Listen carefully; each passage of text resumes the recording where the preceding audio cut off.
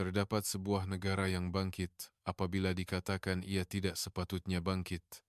Negara ini tidak berhenti, walaupun dunia cuba menghentikannya, walaupun pakar-pakar meramalkan kegagalan mereka, walaupun kelaparan melanda, mereka membina sekolah. Walaupun tiada makanan, mereka bercakap tentang industri masa depan. Walaupun dikatakan cabaran yang melulu, mereka terus berjalan di jalan mereka dengan tekun dan ikhlas. Dr.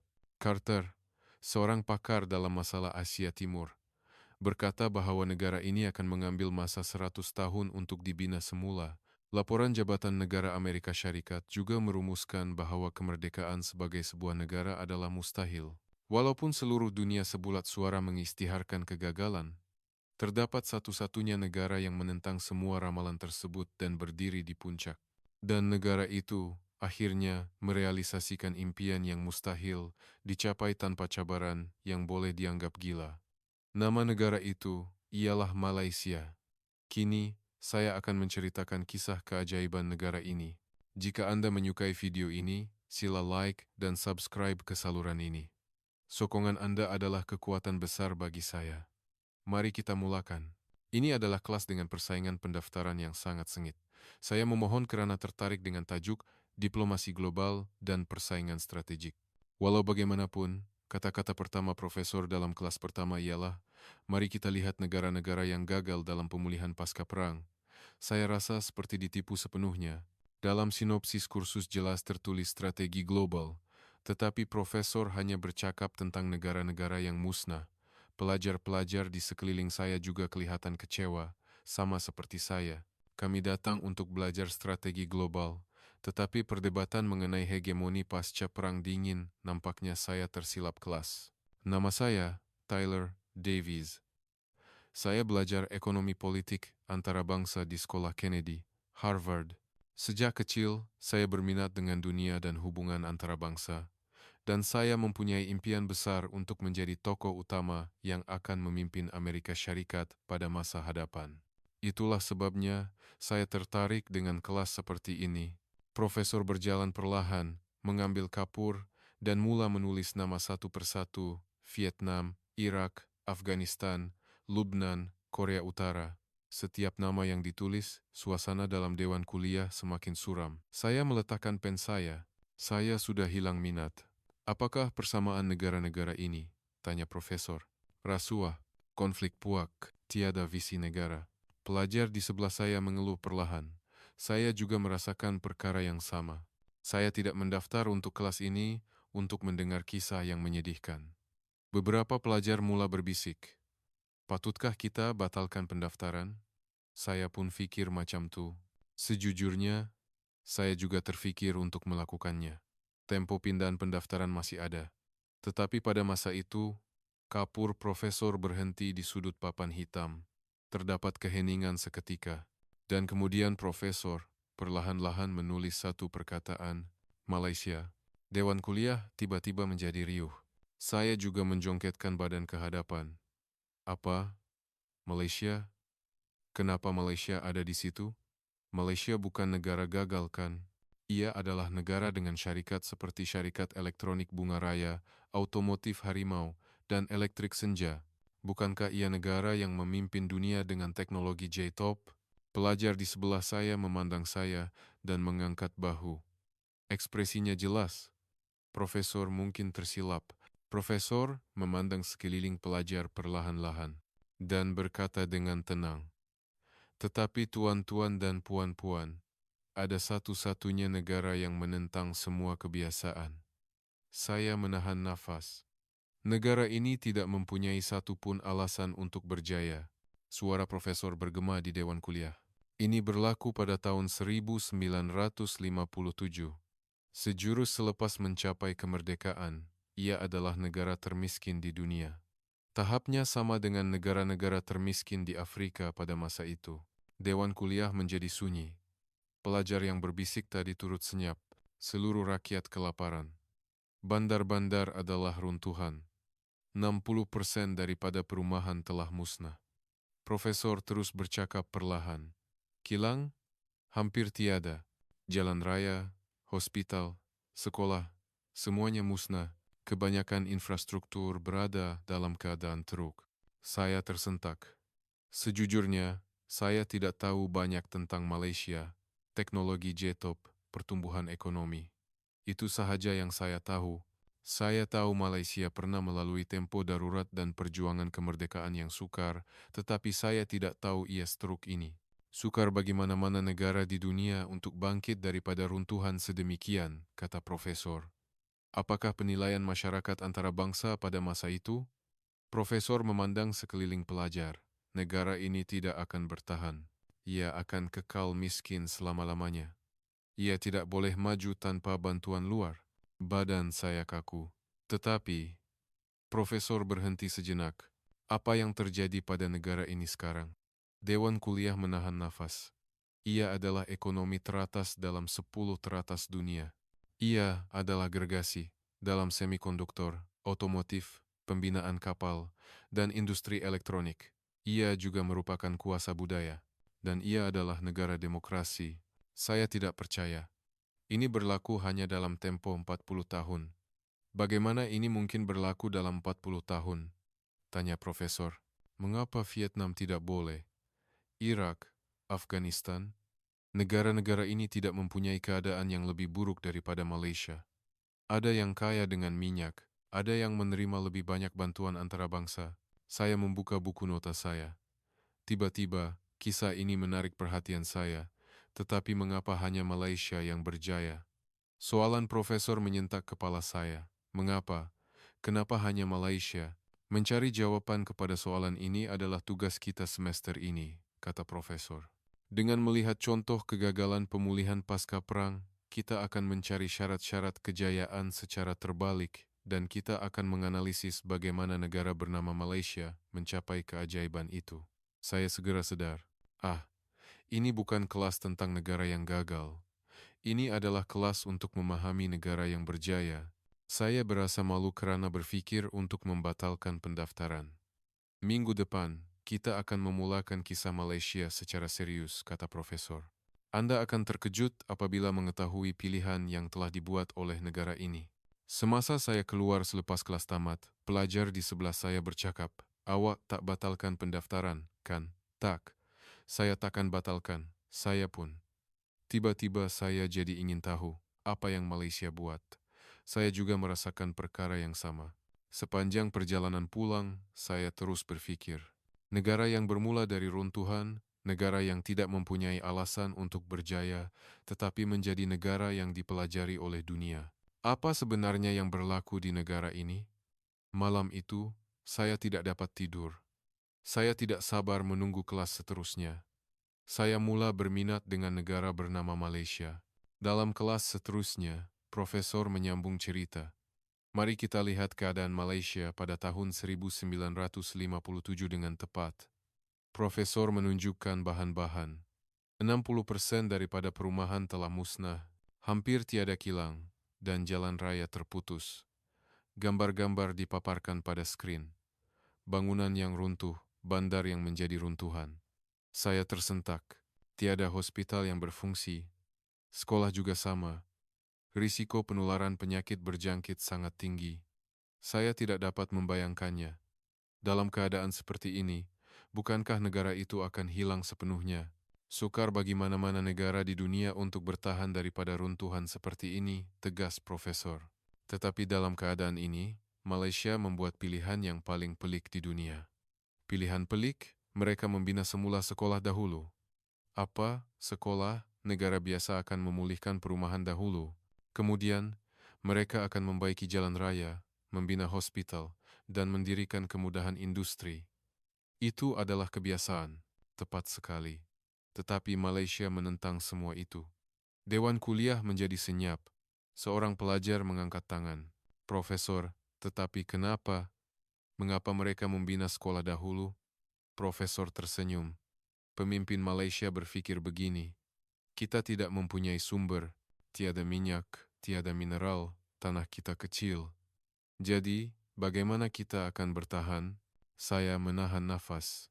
Jawabannya adalah manusia. Mereka merumuskan bahwa satu-satunya sumber negara ini adalah manusia yang berpendidikan. Saya meremang bulu roma. Mereka membina sekolah berdinding tanah di setiap kampung. Penduduk tempatan membakar bata sendiri dan membina bilik darjah. Guru-guru mengajar walaupun gaji mereka tidak mencukupi. Foto dipaparkan. Sekolah kecil berdinding tanah, kanak-kanak belajar di dalamnya. Kadar buta huruf di Malaysia pada tahun 1957 mencapai 78%. Tetapi pada tahun 1970-an, ia menurun kepada di bawah 30%. Hanya dalam tempo 15 tahun. Pada tahun 1980-an, ia hampir dihapuskan sepenuhnya. Saya tidak percaya. Bagaimana ini mungkin? Kerana mereka membina sekolah dahulu. Kerana mereka menghantar anak-anak ke sekolah walaupun kelaparan, tegas Profesor. Malaysia telah membuat kesimpulan pada ketika itu bahwa satu-satunya jalan untuk menyelamatkan masa depan adalah melalui pendidikan. Saya menulis di buku nota, pendidikan adalah satu-satunya sumber, dan mereka membuat pilihan lain. Revolusi kesihatan dan sanitasi, sambung Profesor. Kerajaan dan rakyat bergabung tenaga untuk melancarkan perang total kebersihan di seluruh negara. Kadar vaksinasi negara meningkat ke tahap tertinggi di dunia. Mereka memperbaiki sistem perparitan dan bekalan air, dan kadar penyakit menurun kepada kurang daripada separuh dalam masa beberapa tahun sahaja. Tidak dapat dipercayai. Mungkinkah kelajuan seperti itu? Tetapi ini bukan penghujungnya. Ada yang dipanggil gerakan galakan makan nasi campur gorengan atau campur jagung, ubi. Beras tidak mencukupi. Maka, rakyat secara sukarela mula berjimat dalam penggunaan beras. Mereka makan nasi campur jagung atau ubi. Mereka berpendapat, jika kita makan sedikit kurang, negara akan diselamatkan. Saya terkejut. Negara manakah di dunia yang akan mengubah tabiat makan seluruh rakyat untuk membantu negara? Terdapat perkara yang lebih mengejutkan. Gerakan memburu tikus. Pelajar-pelajar mula ketawa. Ini bukan perkara ketawa. Ini adalah isu kelangsungan hidup, jelas Profesor. Kerajaan menganggarkan populasi tikus mencapai 90 juta ekor dan kerugian bijirin mencecah 8%. Jadi, seluruh rakyat melancarkan perang total tikus dan menangkap 41.504 juta ekor dalam masa 20 hari. Apa? Pelajar-pelajar menyerahkan ekor tikus kepada sekolah dan ditukar dengan pensel atau buku nota. Saya terdiam. Ini bukan sekadar isu sanitasi. Ini adalah kelangsungan hidup itu sendiri. Dan akhirnya, simpanan. Kerana mereka miskin, rakyat memilih untuk menabung untuk masa depan daripada berbelanja. Kadar simpanan melepasi 20%. Simpanan ini menjadi teras kepada dana perindustrian kemudiannya. Profesor membuat kesimpulan, apabila segala-galanya runtuh, Malaysia membina semula dari kanak-kanak. Di negara ini, walaupun kebersihan adalah perjuangan komuniti, satu pinggan nasi menyelamatkan negara. Saya menarik nafas dalam-dalam. Tuan-tuan dan puan-puan, inilah pemulihan Malaysia. Ia bukan arahan kerajaan. Rakyat bergerak bersama. Saya bukan sahaja terkejut, tetapi juga mula berasa hormat. Ini adalah keunikan yang tidak terdapat di mana-mana di dunia. Rakyat Malaysia telah memilih masa depan pada ketika itu. Kata-kata Profesor menusuk dada saya. Adakah ini boleh dilakukan di Amerika Syarikat? Di Eropa? Saya menggelengkan kepala. Mungkin mustahil. Profesor melihat jam. Itu sahaja untuk hari ini. Minggu depan, kita akan bercakap tentang Loji Besi Perwira, LBP. Bagaimana sebuah negara yang tiada apa-apa membina loji besi terbaik di dunia. Saya menutup buku nota saya perlahan-lahan. Jantung saya berdebar-debar. Saya semakin ingin tahu tentang negara bernama Malaysia. Profesor membuka bahan baharu. Baiklah, mari kita bercakap tentang Loji Besi Perwira. Pada tahun 1960-an, Malaysia hampir menjadi tanah tandus dari segi pembuatan besi, tegas Profesor. Tetapi Malaysia mengumumkan bahawa ia akan membina loji besi bertaraf dunia. Dunia bertindak balas bagaimana? Mereka mempersoalkan negara yang tidak mempunyai makanan ini, apa gunanya besi? Saya faham. Itu adalah tindak balas yang wajar. Tetapi ada perkara yang lebih mengejutkan, tegas Profesor. Ia bukan loji besi kecil. Mereka berkata mereka akan membina loji besi berskala besar bertaraf dunia. Dunia ketawa. Tidak mempunyai apa-apa tetapi mempunyai impian besar. Tetapi Malaysia melihat masa depan, jelas Profesor. Untuk membina kereta, untuk membina kapal. Untuk itu, loji besi berskala besar diperlukan. Malaysia sudah mengimpikan masa depan yang besar pada masa itu. Saya menahan nafas, tetapi tuan-tuan dan puan-puan, LBP tidak dibina hanya dengan dana daripada kerajaan atau Amerika Syarikat. Profesor meletakkan kapur. Ia adalah loji besi yang dibina oleh seluruh rakyat Malaysia, mengumpulkan mata wang asing dengan keringat mereka sendiri. Rakyat mengumpulkan mata wang asing, saya tidak faham. Pada tahun 1960-an dan 70-an, Malaysia hampir tidak mempunyai mata wang asing. Pada ketika ini, puluhan ribu anak muda pergi ke Jerman. Ke Jerman, sebagai pelombong dan juru rawat. Profesor menunjukkan foto. Pelombong Malaysia di pintu masuk Lombong Jerman. Juru rawat Malaysia berjalan di koridor hospital Jerman. Pelombong Malaysia menggali arang batu dan mineral dalam kegelapan. Juru rawat melakukan kerja berat tanpa henti di hospital Jerman. Suara profesor merendah. Mata wang asing yang mereka hantar balik mencecah lebih daripada 150 juta. 150 juta. Batu asas loji besi perwira diwarnai dengan keringat rakyat Malaysia yang berkorban di Lombong Jerman. Dada saya sebak. Ini adalah proyek seluruh negara. Tetapi ini bukan penghujungnya, sambung Profesor. Rakyat Malaysia berjimat dalam penggunaan beras, berkongsi arang batu, dan mengurangkan perbelanjaan keluar, dan mereka menyimpan wang itu untuk negara. Simpanan lagi? Simpanan ini menjadi asas keuangan yang stabil untuk LBP. Profesor menunjukkan graf. Terdapat juga buruh yang dihantar ke Vietnam, Timur Tengah, dan pekerja awal ke Asia Tenggara. Apabila mata wang asing yang mereka peroleh meningkat, Malaysia berubah menjadi negara yang boleh mengimport peralatan, jentera, dan teknologi untuk loji besi. Saya sadar, Malaysia bukan mencipta wang yang tiada, tetapi menarik wang masa depan. Dana bantuan pemulihan dari Amerika Syarikat, pinjaman dari Jerman, dan simpanan rakyat. Ketiga-tiga ini bergabung dan proyek industri terbesar dalam sejarah Malaysia bermula. Pada Julai 1973, relau pertama LBP dimulakan, tegas Profesor. Kapasiti tahunan adalah 1.003 juta tan. Skala ini bersamaan dengan kira-kira 50% daripada industri besi Malaysia pada masa itu. Profesor tersenyum, tetapi sesuatu yang mengejutkan dunia berlaku. Apa? Hanya dalam masa 1 tahun selepas beroperasi, ia mencapai keuntungan penuh. Saya membulatkan mata. Pada masa itu, kebanyakan loji besi milik negara mengalami kerugian. Adalah lumrah bahwa loji besi akan mengalami kerugian selama 10 tahun selepas dibina, tetapi Malaysia untung pada tahun pertama. Ini adalah case luar biasa. Lebih mengejutkan adalah kualitinya, tegas Profesor. Ia menghasilkan kualiti yang tidak dijangka oleh jurutera Amerika dan Jerman sekalipun. Bagaimana? Bilet besi dari LBP mempunyai kadar kecacatan yang rendah dan keseragaman yang sangat baik. Terdapat rekod penilaian oleh jurutera Amerika yang mengatakan kadar kecacatan lebih rendah daripada produk kami. Saya tidak percaya. Industri tempatan segera mendapat manfaat. Pembinaan kapal di Toyota tidak boleh membina kapal tanpa besi LBP.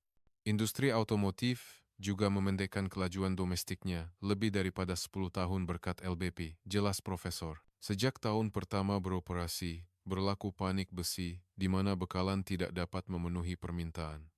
Panik? Pesanan dari luar negara juga meningkat secara mendadak. Ekspor berkembang ke Asia Tenggara, Timur Tengah, dan Eropa. Fenomena pelik di mana syarikat Amerika membeli balik besi Malaysia juga berlaku. Saya terdiam. Di pasaran antarabangsa, terdapat kata-kata seperti ini. Kuantiti yang dikatakan oleh LBP untuk dijual, Anda perlu beratur terlebih dahulu untuk mendapatkannya. Profesor membelek bahan. 1.003 juta tan pada tahun 1973, 2,6 juta tan pada tahun 1976. 5,7 juta tan pada tahun 1978, 8.100 juta tan pada tahun 1981. Selepas itu, bersama-sama dengan loji besi lain, Malaysia melonjak ke negara besi ketiga terbesar di dunia. Ketiga terbesar di dunia. Kelajuan pertumbuhan ini adalah kelajuan luar biasa yang hampir memecahkan rekod dunia. Profesor membuat kesimpulan. Ciri-ciri LBP yang dinilai oleh industri besi antarabangsa adalah seperti berikut. Quality adalah yang tertinggi di dunia. Productivity adalah yang tertinggi di dunia. Kadar penggunaan peralatan adalah lebih 90%. Dan daya saing kos yang berterusan adalah yang terkuat di dunia. Saya menulis dengan bersungguh-sungguh di buku nota. LBP adalah juara dunia sejak saat ia dicipta. Media Amerika melaporkan bahwa jika Malaysia membina loji besi, tatanan besi dunia akan berubah. Profesor memandang sekeliling pelajar. Malaysia tidak membina besi. Mereka mencairkan masa depan. Saya menarik nafas tanpa berkata apa-apa. Loji ini bukan dibina oleh kerajaan. Ia dibina oleh rakyat. Kata-kata profesor menusuk dada saya. Pelombong di Jerman, jururawat di hospital, rakyat yang menyimpan uang, pekerja yang pergi ke luar negara. Semua orang ini bekerja sama untuk membina loji besi. Malaysia adalah negara di mana seluruh rakyat membina asas perindustrian. Saya mengangguk. Keajaiban negara ini bukanlah kebetulan. Profesor melontarkan soalan. Berapa banyak kereta yang ada di Malaysia pada tahun 1968? Seorang pelajar menjawab. Beberapa ratus ribu? Salah. Profesor dengan tenang mengumumkan jawabannya. 28.000 unit. Dan kebanyakannya adalah kenderaan tentera dan kerajaan. Dewan kuliah menjadi riuh. Saya menahan nafas. Tidak dapat dipercayai. Tetapi Malaysia mengumumkan bahwa ia akan membina Lebuh Raya Utara Selatan Plus dalam keadaan ini. Lebuh Raya dengan bilangan kenderaan serendah ini? Profesor berkata, apa yang dunia katakan? Profesor memandang sekeliling pelajar. Amerika Syarikat berkata ia tidak ekonomik. Eropah menasihatkan untuk memulakan dengan jalan yang lebih kecil. Sarjana tempatan membantah, mengatakan ia adalah pembaziran bajet negara yang melulu. Sudah tentu, saya juga akan berpikir begitu. Rakyat juga membantah. Tidak cukup makanan, apa gunanya lebuh raya, sambung profesor. Tetapi Malaysia mengimpikan impian yang lebih besar. Ini bukan jalan. Ia adalah urat darah. Jika urat darah dibina, darah akan mengalir. Tegas profesor. Ini adalah ide yang tidak terdapat di mana-mana di dunia. Bukan membina jalan kerana ada kereta, tetapi membina jalan untuk menarik masa depan otomotif. Saya meremang bulu roma. Panjangnya adalah 428 km. Ia adalah proyek berskala super yang memerlukan pemotongan gunung, menimbus sungai, dan menggali bumi. Profesor menunjukkan bahan.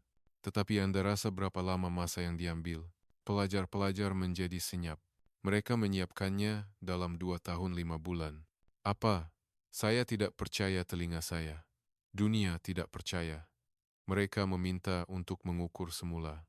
Ia menjadi insiden yang mengesahkan rekod yang kekal dalam sejarah pembinaan dunia. Profesor membelek foto. Tapak pembinaan yang diambil pada waktu malam, lampu hadapan kenderaan menerangi kawasan kerja. Mereka bekerja 24 jam sehari secara bergilir-gilir, menggunakan lampu hadapan kenderaan sebagai lampu. Saya terdiam. Pada 7 Julai 1970, plus dibuka, Profesor menunjukkan gambar upacara pembukaan, dan berlaku perubahan ajaib. Perubahan apa? Lihat bilangan kenderaan di Malaysia. 28.000 unit pada tahun 70, 520.000 unit pada tahun 1980, 22 juta unit pada tahun 1990. Saya melihat graf dan terkejut. Peningkatan yang meletup. Plus menjadi urat nadi negara yang mengubah peta industri Malaysia itu sendiri, jelas Profesor. Sebelum ini, mengambil masa lebih daripada 15 jam dari Kuala Lumpur ke Johor Bahru. Semasa musim hujan, jalan terputus, dan logistik terhenti selama beberapa hari. Saya boleh bayangkan. Keadaan yang teruk. Selepas dibuka, perjalanan menjadi mungkin dalam masa 6 jam. Produk seluruh negara mula bergerak pantas di sekitar Kuala Lumpur dan Johor Bahru. Profesor menyambung. Kos logistik menurun sehingga 40,60%. Seluruh negara secara de facto menjadi satu pasaran. Produk yang dibuat di Johor boleh dijual di pusat membeli belah di Kuala Lumpur. Daya saing industri Malaysia meningkat secara mendadak hanya dengan ini. Saya faham. Lebih mengejutkan, tali pinggang pembuatan terbentuk. Profesor menunjuk ke peta. Dari selatan Kuala Lumpur ke Seremban, Melaka, dan kemudian ke Johor Bahru, Batu Pahat. Profesor melukis garis dengan jari. Garis ini menjadi jantung pembuatan Malaysia.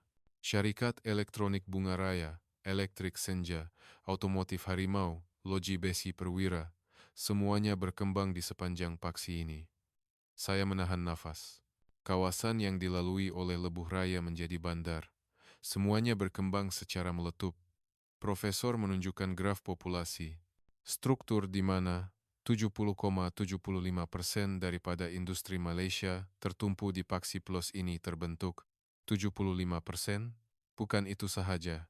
Proses pembinaan Plus itu sendiri menjadi pencetus yang membangunkan teknologi Malaysia. Teknologi kejuruteraan awam yang dulunya tandus telah berkembang. Mereka memperoleh keupayaan untuk membina jambatan dan terowong Lebuh Raya. Ini menjadi asas teknikal untuk pembinaan Malaysia di luar negara. Saya tidak dapat menyembunyikan rasa terkejut saya. Ada penilaian yang mengatakan tanpa PLOS, tiada pembinaan Timur Tengah, Profesor menegaskan. Hasil pertanian mula diedarkan di seluruh negara. Produk istimewa tempatan mula dijual di seluruh negara. Kos logistik yang berkurangan membolehkan PKS bersaing di seluruh negara. Ekonomi Malaysia berubah sepenuhnya, bukan? Loji Besi Perwira, Otomotif Harimau, pembinaan kapal di Pasir Gudang, industri elektronik di Shah Alam, semuanya berkembang menjadi hub ekspor global berkat asas logistik paksi ini. Profesor membuat kesimpulan, garis yang menghubungkan Johor Bahru dan Kuala Lumpur ini menjadi pipe logistik tunggal. Plus, adalah jalan yang paling penting bagi Malaysia untuk melonjak menjadi negara pengekspor terbesar di dunia. Saya menulis di buku nota, bukan jalan, tetapi urat darah. Tuan-tuan dan puan-puan, inilah strategi Malaysia, tegas Profesor. Sebuah negara yang tiada kereta membina Lebuh Raya dahulu. Ini bukan pembinaan, ini adalah pengisytiharan kepada masa depan. Saya menarik nafas dalam-dalam. Dunia keliru dengan kelajuan Malaysia. Apabila jalan dibina, industri mengikutinya. Kata-kata profesor menusuk dada saya. Malaysia tidak menunggu masa depan. Mereka mencipta masa depan dahulu dan membuat masa depan itu datang. Saya mengangguk. Saya faham sekarang. Mengapa hanya Malaysia yang berjaya? Profesor melontarkan soalan seterusnya. Apa yang dilakukan oleh sebuah negara yang tiada apa-apa untuk diekspor? Seorang pelajar menjawab, mereka patut mencipta sesuatu untuk diekspor, kan? Anda pikir begitu, kan? Profesor tersenyum. Malaysia membuat pilihan yang bertentangan. Bertentangan? Mereka membina kawasan perindustrian ekspor dahulu, walaupun tiada produk untuk diekspor. Terdapat gelak tawa di Dewan Kuliah. Saya juga tidak faham seketika.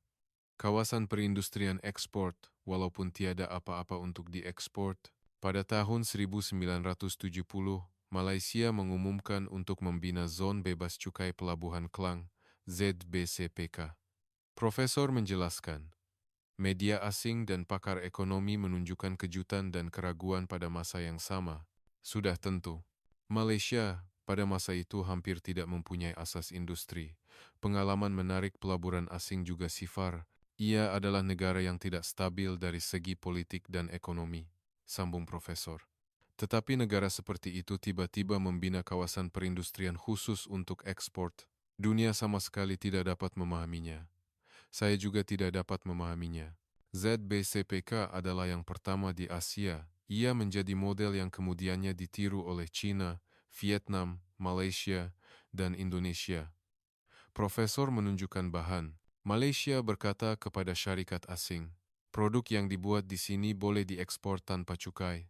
Kami akan menyediakan tenaga kerja yang murah dan jujur. Kerajaan Malaysia akan memberikan sokongan maksimum. Syarat yang melampau. Pada mulanya, hanya beberapa syarikat Eropah yang datang. Tetapi tidak lama kemudian, syarikat Amerika dan Asia mula berduyun-duyun. Profesor menunjukkan foto. Apa reaksi media asing? Tanya Profesor. Media Amerika dan Britain melaporkan bahwa Malaysia akan gagal karena ia tidak mempunyai asas industri. Mereka menilai bahwa Malaysia tidak mempunyai tarikan untuk menarik syarikat asing. Saya juga akan berpikir begitu. Di kalangan penganalisis korporat, pandangan skeptikal adalah majoriti. Terlalu banyak risiko untuk syarikat Amerika berada di Malaysia. Profesor berhenti sejenak. Tetapi hanya dalam masa 12 tahun selepas pembukaan, nada media asing berubah sepenuhnya. Apa? Syarikat asing membanjiri sejak awal pembukaan. Pekerjaan yang pada mulanya 600 orang meningkat kepada 10.000 orang dalam 3 tahun. 10.000 orang. Pada tahun 1970 Ropun dan 80 Ropun An, ratusan ribu orang melalui tempat ini. Ia adalah sumber pekerjaan, jelas Profesor. Produk ekspor awal adalah mainan, kasut. Pelajar-pelajar ketawa lagi. Ini bukan perkara ketawa, kata Profesor dengan serius. Malaysia belajar melangkaui pemasangan mudah, termasuk penyelenggaraan peralatan, penggantian alat ganti, pengurusan pengeluaran, dan penambahbaikan proses. Saya mengangguk. Dunia mula terkejut. Kelajuan anak muda Malaysia belajar teknologi adalah luar biasa, tegas Profesor. ZBCPK menjadi pencetus industri elektronik Malaysia mula berkembang sepenuhnya. Mereka menghasilkan jam tangan, kaset, alat ganti TV, proses bawah semikonduktor, dan jentera membangunkan teknologi syarikat tempatan. Saya mula menulis di buku nota. Industri elektronik bunga raya dan elektrik senja juga meningkatkan kelajuan pertumbuhan mereka melalui pengaruh kawasan ini. Profesor menunjukkan graf. Pada tahun 1962, nilai ekspor Malaysia adalah 0,55 juta. Pada tahun 1977, ia melepasi 10 bilion. Apa?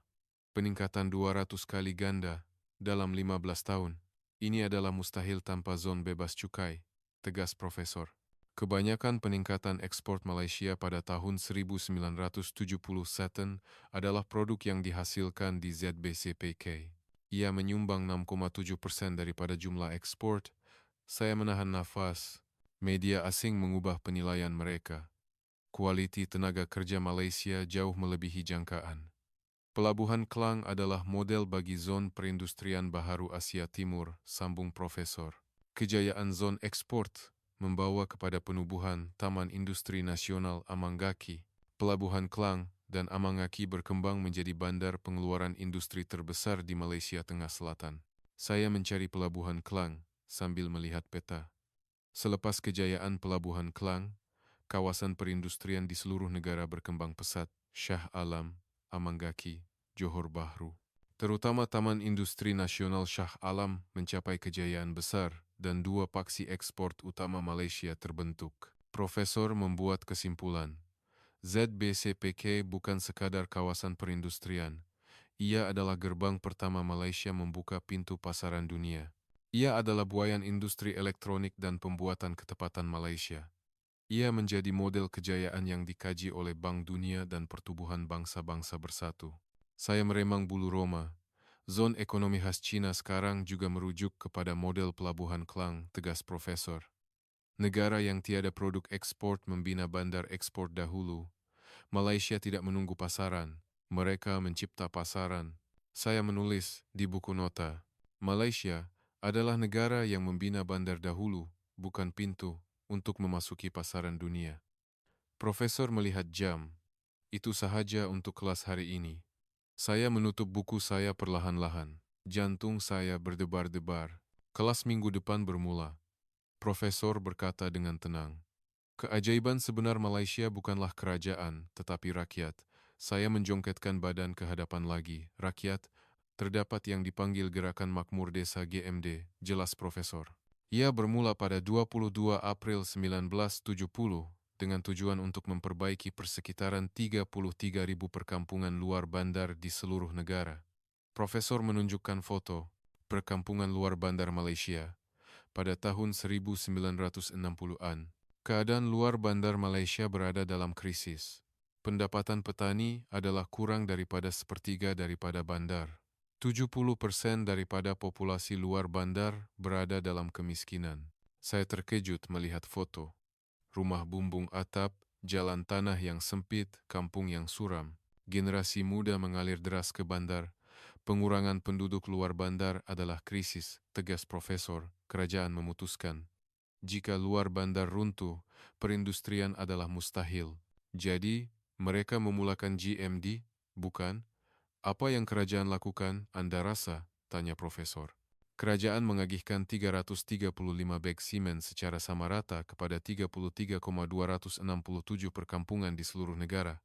Simen, tujuannya adalah untuk membaiki jambatan, pagar rumah, dan kemudahan kerja komuniti. Dan mereka menilainya selepas 1 tahun, jelas Profesor.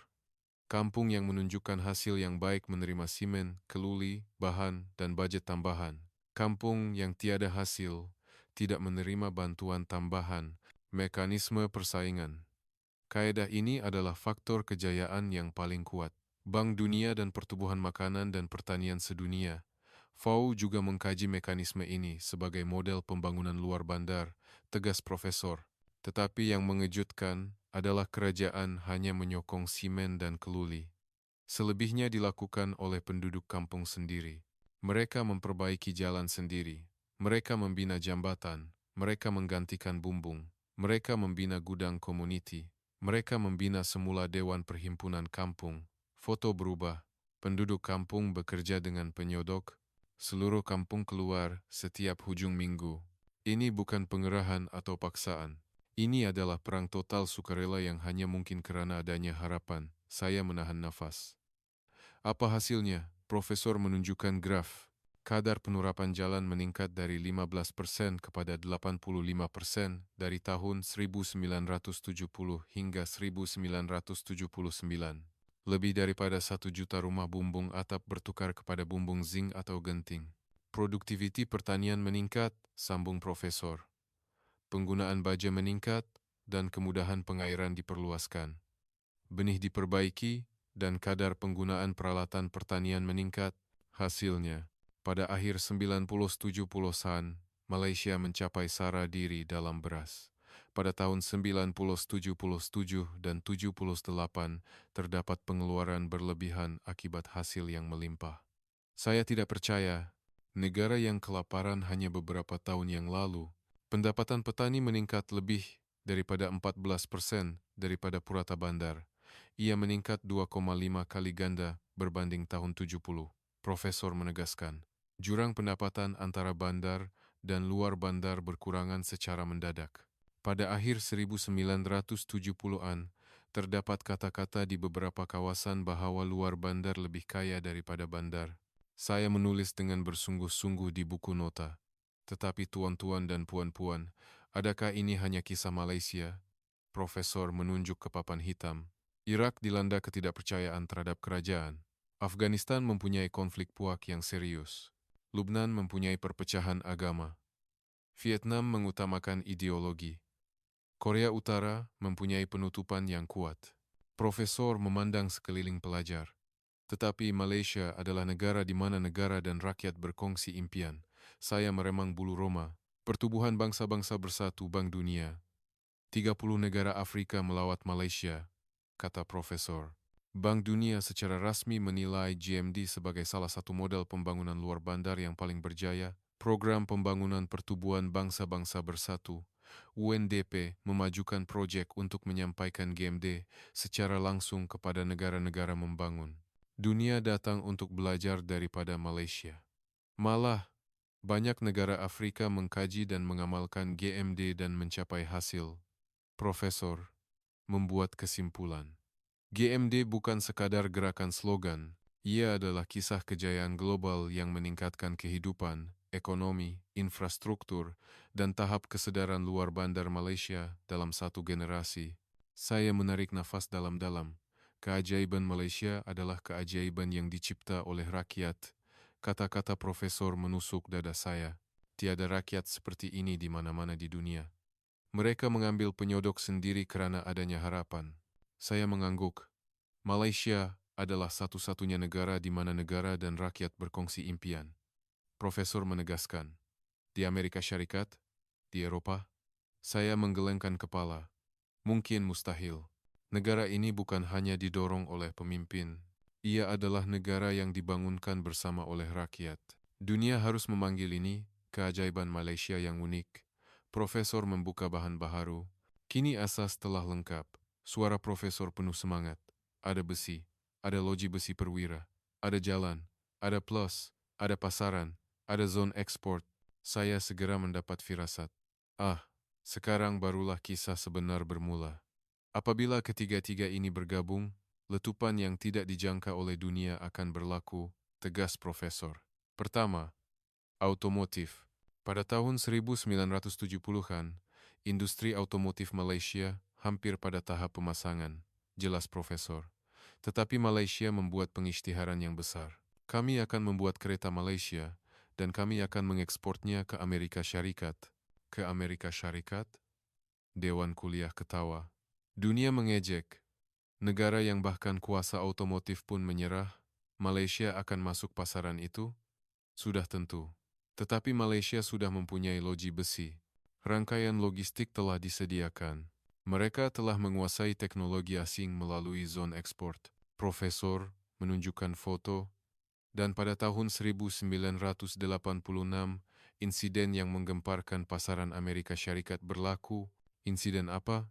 Model Harimau Excel mencatatkan jualan nomor 1 dalam kelas kereta kecil Amerika Syarikat dalam masa 1 tahun sahaja. Apa? Saya menahan nafas. Mata pelajar di Dewan Kuliah terbelia. Malaysia tahu bagaimana untuk menjadikan perkara yang mustahil menjadi mungkin, tegas Profesor. Seterusnya, pembinaan kapal, sambung Profesor.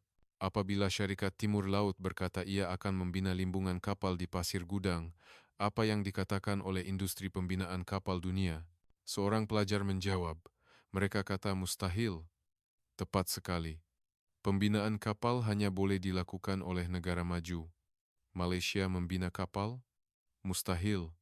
Profesor mengangguk. Tetapi Malaysia membina limbungan kapal tanpa pelan reka bentuk dok yang pertama di dunia. Tanpa pelan reka bentuk, dan mereka berjaya mendapatkan tempahan untuk kapal tangki super pertama. Saya tidak percaya.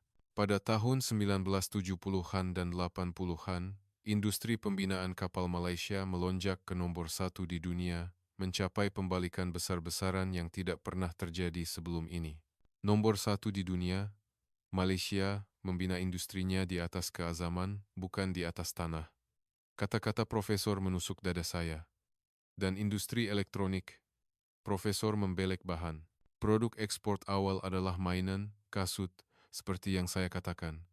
Tetapi Syarikat Malaysia menyerap teknologi elektronik seperti SPAN, jelas Profesor. Dari pertengahan hingga akhir 1970-an, ia berubah menjadi negara pengekspor produk elektronik, dari radio ke TV, ke peti sejuk.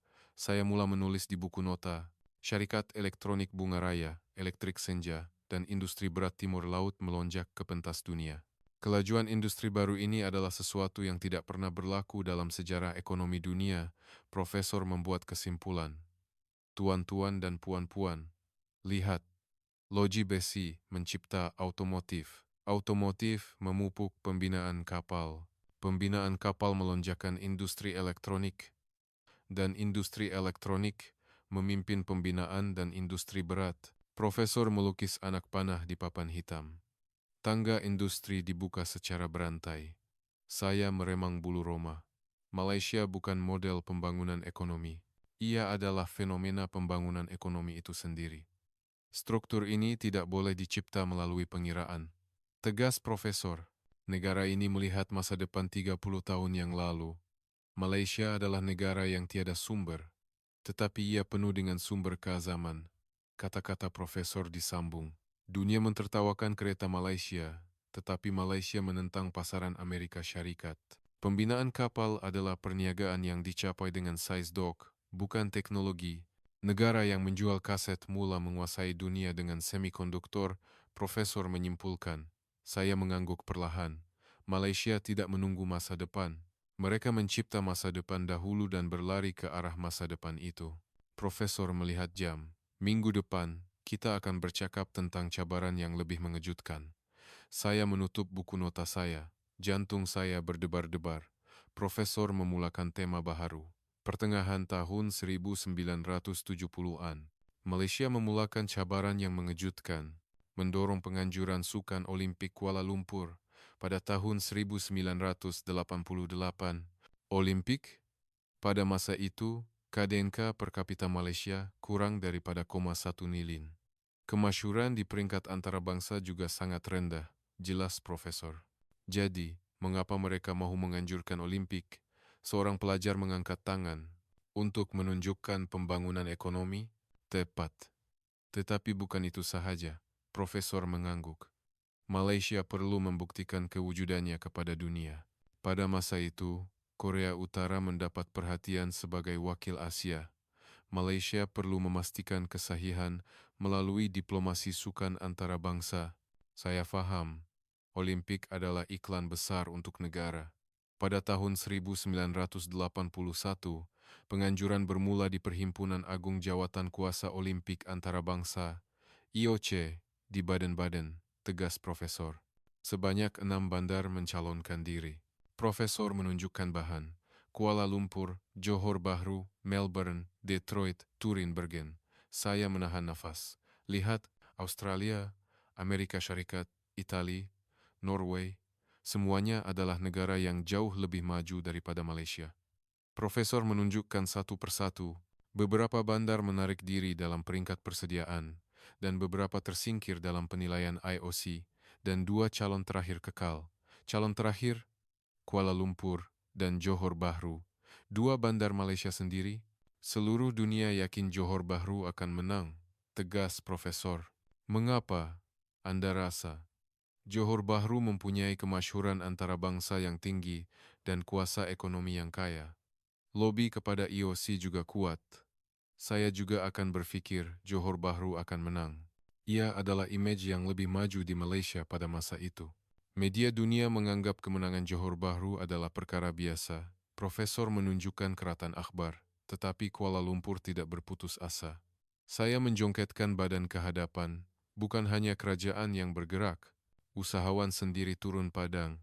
Usahawan, Automotif Harimau, Syarikat Elektronik Bunga Raya, Elektrik Senja, Industri Berat Timur Laut, syarikat-syarikat ini melawat ahli IOC di puluhan negara, jelas Profesor. Mereka menjelaskan potensi pertumbuhan ekonomi Malaysia. Mereka mengemukakan hujah pembangunan seimbang Asia. Mereka meyakinkan ahli dari negara-negara membangun tentang makna simbolik pembangunan Malaysia. Saya menahan nafas. Dalam rekod pada masa itu, terdapat kata-kata seperti ini. Lebih daripada kerajaan, usahawan yang berlari untuk penganjuran Kuala Lumpur, tegas Profesor. Tetapi yang lebih mengejutkan adalah rakyat. Rakyat, apabila ahli IOC melawat Malaysia, rakyat menyambut mereka di jalanan. Mereka menyerahkan surat di hadapan lapangan terbang dan hotel. Sukarelawan panduan awam mempromosikan imej negara sendiri. Foto dipaparkan. Ahli IOC di tengah-tengah orang ramai yang menyambut. Sambutan seluruh negara seperti ini didedahkan dalam memoir, kemudian bahwa ia mempunyai pengaruh besar terhadap keputusan ahli jawatan kuasa, kata Profesor. Dalam struktur Perang Dingin, Amerika Syarikat dan Eropah juga mula menyokong Malaysia sebagai pusat negara baharu.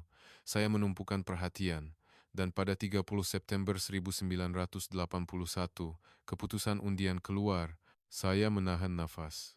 Kuala Lumpur, 52 undi. Johor Bahru, 27 undi. Kemenangan besar. Dewan Kuliah menjadi gempar. Saya tidak percaya. Kuala Lumpur menang dengan perbezaan yang besar ke atas Johor Bahru yang lebih berpengalaman dalam Olimpik, lebih kuat ekonominya, dan lebih tinggi kemasyhuran antarabangsanya. Media dunia terkejut.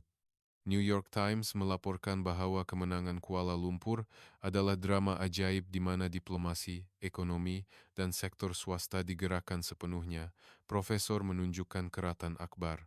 Malah media Malaysia menilai bahwa Kuala Lumpur melangkaui imej bandar perindustrian baharu. Saya meremang bulu roma. Malaysia menentang perkara yang mustahil dengan perang total nasional. Tetapi penganjuran hanyalah permulaan. Mereka perlu membuat persediaan. Sambung Profesor, Malaysia melabur 4 triliun ringgit dalam infrastruktur sosial. 4 triliun ringgit. Mereka membina stadium nasional di Bukit Jalil. Mereka memperluaskan lapangan terbang dan pelabuhan. Mereka memperbaiki jalan raya dan kereta api. Mereka menyediakan 100.000 bilik hotel. Mereka mendomestikkan peralatan penyiaran dan komunikasi. Mereka menyiapkan metro dari laluan 2 hingga 4, Profesor menyenaraikan. Ini adalah pelaburan di peringkat pembinaan semula seluruh negara daripada Olimpik. Saya terdiam. Teknologi penyiaran Malaysia melonjak ke tahap tertinggi di Asia untuk Olimpik 88. Syarikat Elektronik Bunga Raya dan Elektrik Senja meningkatkan barisan pengeluaran IT elektronik mereka ke tahap bertaraf dunia, jelas Profesor. Dan upacara pembukaan pada 17 September 1988. Foto berubah. Orang ramai memenuhi Stadium Bukit Jalil. Teknologi penyiaran terkini, metro dan jalan raya yang telah siap, gimnasium, dan sukarelawan memenuhi seluruh bandar. Mereka menguruskan semua delegasi atlet dunia tanpa sebarang insiden pun. Saya menahan nafas. Ungkapan yang paling kerap digunakan oleh wartawan asing ialah ketertiban dan kebaikan rakyat Malaysia yang menggerakkan kejohanan, tegas Profesor. Dari pemandu bas hingga sukarelawan, seluruh rakyat menganggap kejayaan kejohanan sebagai penghormatan negara. Profesor menunjukkan graf. Apa yang berlaku selepas Olimpik? Saya menumpukan perhatian. Pelaburan langsung asing meningkat 2,3 kali ganda selepas tahun 1988. Pengiktirafan bahwa Malaysia adalah negara industri bertaraf dunia telah diwujudkan. Pertumbuhan global syarikat elektronik Bunga Raya, otomotif Harimau, Elektrik Senja bermula secara serius. Pelancong meningkat 2 kali ganda. Selepas itu, asas untuk menganjurkan banyak acara antarabangsa dibentuk, sambung Profesor. Saya mula menulis di buku nota. Sebelum Olimpik, ia adalah negara yang tenang di Asia. Selepas Olimpik, ia adalah negara di pintu masuk negara maju. Penilaian itu berubah. Profesor membuat kesimpulan. Olimpik Kuala Lumpur adalah proyek penjenamaan negara yang disertai oleh seluruh rakyat. Ia adalah pencetus pertumbuhan syarikat Malaysia. Ia adalah pencetus yang melonjakkan status Malaysia dalam masyarakat antarabangsa. Saya menarik nafas dalam-dalam. Pada 17 September 1988, dengan pembukaan Olimpik Kuala Lumpur, Malaysia secara rasmi muncul sebagai Malaysia di tengah-tengah dunia. Kata-kata Profesor menusuk dada saya. Malaysia mengisytiharkan kepada dunia, kami telah bertahan, kami sudah bersedia. Ia adalah saat negara yang bermula dari runtuhan berdiri sebagai protagonis di pentas dunia. Kelas minggu depan bermula. Profesor melontarkan soalan. Hanya negara yang mempunyai keadaan paling teruk yang berjaya. Mengapa? Saya segera menjongketkan badan ke hadapan. Ini adalah misteri yang menjadi teras kepada kuliah semester ini. Profesor mula menulis nama negara di papan hitam lagi. Vietnam, Irak, Afghanistan, Lubnan, Korea Utara. Negara-negara ini mempunyai keadaan yang jauh lebih baik daripada Malaysia. Mata saya bergetar. Namun, mengapa hanya Malaysia yang berjaya? Pertama, Vietnam, jelas Profesor. Mereka memenangi perang dengan Amerika Syarikat. Tetapi selepas itu mereka hanya menumpukan pada integrasi ideologi dan gagal dalam pembukaan pasaran dan pembinaan asas industri. Saya menumpukan perhatian. Mereka terlepas masa keemasan pemulihan pasca perang. Rasuah dan birokrasi menjadi penghalang kepada pertumbuhan, tegas Profesor. Bukan kemenangan perang, tetapi visi untuk masa depan yang menentukan kejayaan. Saya mengangguk. Seterusnya, Irak, Profesor membelek bahan. Negara yang mempunyai sumber minyak bertaraf dunia. Tetapi lapisan pemimpin hanya menumpukan pada penggunaan jangka pendek. Walaupun mempunyai minyak, mereka membeli produk industri dengan minyak, dan asas industri domestik menjadi kosong. Masyarakat runtuh akibat konflik puak. Saya menulis di buku nota, walaupun ada wang, jika tiada impian, tiada apa yang boleh dilakukan. Afghanistan, sambung Profesor, negara yang menerima bantuan antarabangsa paling lama dan paling banyak di dunia, tetapi gagal dalam integrasi negara akibat konflik puak. Walaupun menerima bantuan sebanyak itu, bantuan itu hanya digunakan untuk mengekalkan rejim. bukan untuk pembangunan. Akhirnya, Taliban merampas kuasa semula, tegas Profesor. Tiada negara yang dibina semula hanya dengan bantuan luar. Keajaiban tidak berlaku jika Anda tidak bergerak sendiri. Saya menahan nafas. Lubnan, Profesor menunjukkan foto, dikenali sebagai Paris Timur Tengah. Ia adalah kuasa pendidikan dan budaya. Tetapi sistem negara runtuh akibat konflik agama. Walaupun tahap pendidikan tinggi, masyarakat yang berpecah tidak dapat merangka strategi masa depan. Saya teringat GMD Malaysia. Malaysia bersatu sebagai rakyat.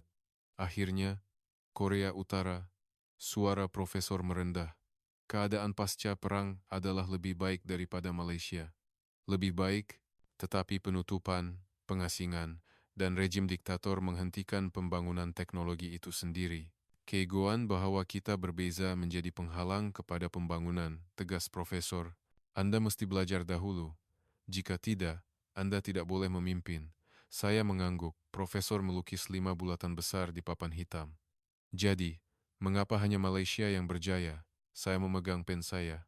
Pertama, fikiran masa depan. Mereka membina loji besi dan lebuh raya walaupun kelaparan. Profesor menulis di bulatan pertama, kedua, visi negara yang konsisten. Arah tujuan tidak pernah goyah. Saya mula menulis dengan bersungguh-sungguh. Ketiga, penggerakan total rakyat. GMD, galakan makan nasi campur simpanan. Yang mengejutkan dunia, semuanya sukarela. Keempat, semangat pendidikan. Negara yang membina sekolah dahulu. Kelima, keterbukaan.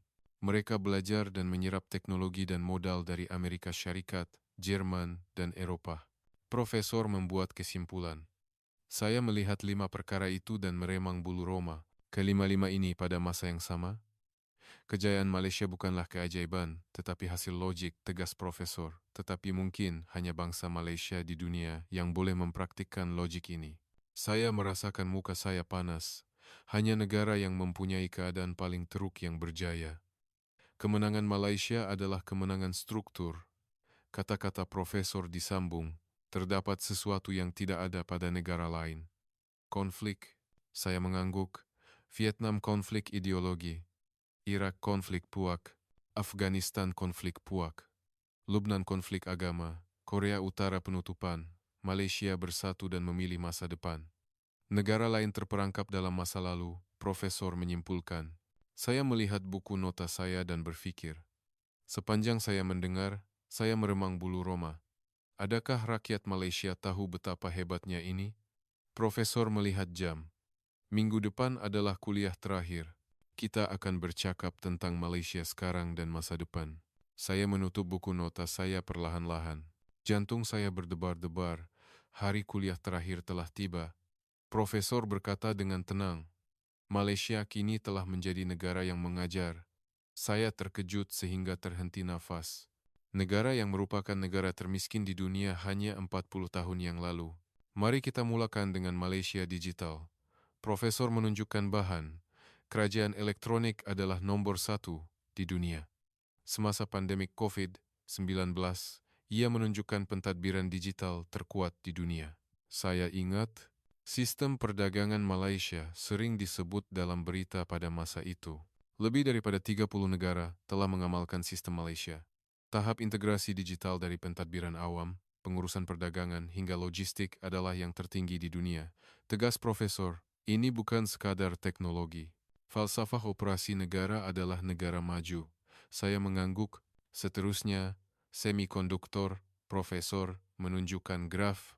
Bahagian pasaran dunia, syarikat elektronik bunga raya, dan memori masa depan adalah 70%. 70%. Jantung digital dunia telepon pintar, pelayan komputer, kecerdasan buatan, pusat data dikendalikan oleh memori buatan Malaysia. Saya meremang bulu roma. Malaysia memegang jantung teknologi dunia, pembinaan kapal dan industri pertahanan, sambung Profesor. 60% daripada jumlah tempahan kapal dunia adalah Malaysia. Bagi kapal LNG, 90% adalah Malaysia. 90%. Malaysia kini meningkatkan kehadirannya di peringkat antarabangsa dalam ekspor peralatan pertahanan, teknologi kapal selam, sistem radar, dan peralatan berkaitan pertahanan mendapat penilaian yang tinggi. Tegas Profesor. Malaysia kini mengawal perang, logistik, dan pergerakan tenaga. Saya menahan nafas.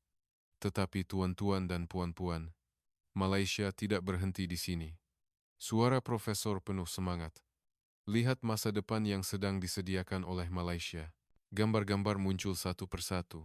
Syarikat Elektronik Bungaraya sedang menyediakan semikonduktor kecerdasan buatan generasi akan datang dan foundry. Otomotif Harimau sedang membangunkan kereta hidrogen dan mobility udara bandar. Elektrik Senja sedang memperluaskan kilang bateri kendaraan elektrik global. Saya menulis satu persatu. Agensi Pembangunan Aero Angkasa Malaysia sedang memajukan roket H3 dan projek penerokaan bulan. Profesor membuat kesimpulan. Malaysia mempunyai DNA untuk menyediakan masa depan 50 tahun akan datang. Itulah sebabnya saya optimis tentang masa depan Malaysia. Saya melihat buku nota saya dan berpikir, saya telah mempelajari semua ini semester ini. Negara yang membina semula dari sekolah, negara yang rakyatnya membina besi, negara yang membina lebuh raya dahulu, negara yang membina zon ekspor dahulu, negara yang rakyatnya bangkit bersama, negara yang memupuk industri di atas besi dan jalan, negara yang berdiri tegak di hadapan dunia, negara yang berbeza daripada negara yang gagal, dan kini, negara yang memimpin masa depan dunia. Profesor mengucapkan kata-kata terakhir. Malaysia bukan lagi negara yang belajar. Jantung dunia sedang dibuat oleh Malaysia. Malaysia tidak menunggu masa depan. Mereka mencipta masa depan. Saya meletakkan pen saya. Mengkaji Malaysia adalah mengkaji masa depan. Kata-kata profesor menusuk dada saya. Dengan ini, kuliah semester ini berakhir. Pelajar-pelajar mula bertepuk tangan. Saya juga bertepuk tangan. Profesor tersenyum. Selamat semester, tuan-tuan dan puan-puan. Saya menutup buku nota saya perlahan-lahan. Dan di halaman terakhir, saya menulis begini. Terdapat sebuah negara yang kehilangan segalanya dalam perang. Negara yang tiada makanan, tiada besi, tiada jalan, dan tiada harapan. Tetapi mereka melihat satu masa depan, dan negara dan rakyat berjalan bersama ke arah masa depan itu. Keajaiban Malaysia bukanlah nombor, tetapi keazaman. Ia adalah siri pilihan, siri pengorbanan, dan hasil daripada semangat kebangsaan yang tidak terdapat di mana-mana di dunia. Sekarang saya faham, Malaysia bukan keajaiban, tetapi bukti bagaimana keajaiban dicipta. Saya memeluk buku nota saya ke dada. Saya keluar dari bilik kuliah dan melihat keluar tingkap. Minat saya terhadap negara bernama Malaysia tidak pernah pudar. Saya mau pergi ke negara itu suatu hari nanti dan melihatnya dengan mata saya sendiri. Negara yang bermula dari runtuhan dan memimpin masa depan dunia. Keajaiban yang dicipta bersama oleh rakyat. Negara yang tidak menunggu masa depan, tetapi mencipta masa depan. Saya mula berjalan perlahan. Dada saya terasa panas. Kisah hari ini berakhir di sini. Dunia masih tidak dapat menjelaskan kejayaan negara ini. Tetapi kita tahu, keajaiban itu tidak lahir dari tanah, tetapi dari manusia, pilihan dan pengorbanan. Kini adalah masanya untuk mendedahkan kuasa yang mendorong mereka ke negara yang hebat. Terima kasih kerana menonton untuk masa yang lama. Saya akan kembali dengan video yang lebih baik esok.